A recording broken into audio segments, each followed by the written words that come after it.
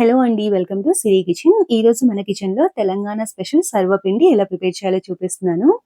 చాలా సింపుల్‌గా అప్పటికప్పుడు ప్రిపేర్ చేసుకోవచ్చండి. టేస్ట్ కూడా చాలా చాలా బావుంటుంది. ఈవినింగ్ టీ టైమ్‌లోకి బెస్ట్ స్నాక్ రెసిపీ అన్నమాట. సో, ఇంకా లేట్ చేయకుండా సింపుల్ అండ్ టేస్టీ సర్వపిండి రెసిపీ ప్రాసెస్ ఏంటో వీడియోలోకెళ్ళి చూద్దాము.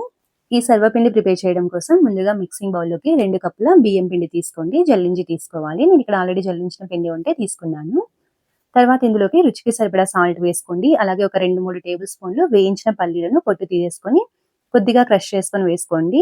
అలాగే 1 టేబుల్ స్పూన్ నువ్వులు, 1 టీ స్పూన్ జీలకర్ర వేసుకోవాలి.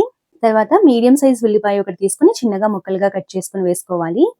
అలాగే బాగా సన్నగా తరిగిన కొద్దిగా కరివేపాకు, కొంచెం కొత్తిమీర వేసేసుకోండి.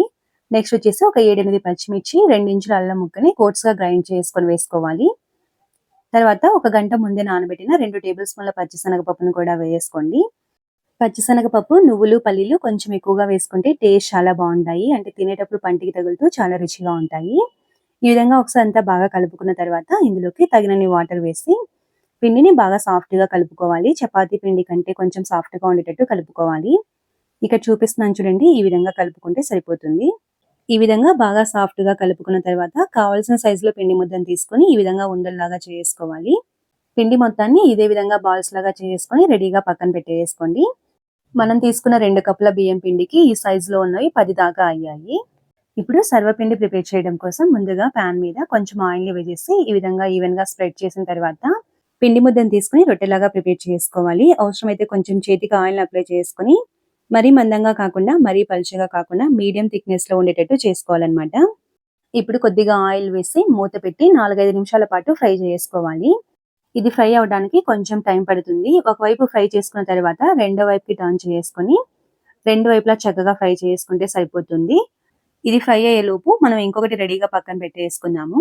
దీనికోసం ఏదైనా ఒక పాలిథిన్ కవర్ గానీ, లేదా బటర్ పేపర్ గానీ తీసుకొని ఆయిల్‌ని అప్లై చేసుకొని, ఈ విధంగా రొట్టెలాగా చేసేసుకొని రెడీగా పక్కన పెట్టేసుకోండి.